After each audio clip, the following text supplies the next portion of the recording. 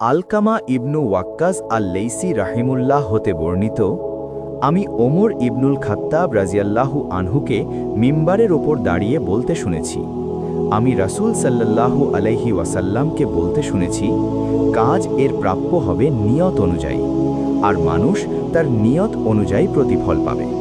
তাই যার হিজরত হবে ইহকাল লাভের অথবা কোনো মহিলাকে বিবাহ করার উদ্দেশ্যে, তবে তার হিজরত সে উদ্দেশ্যেই হবে যে জন্যে সে হিজরত করেছে।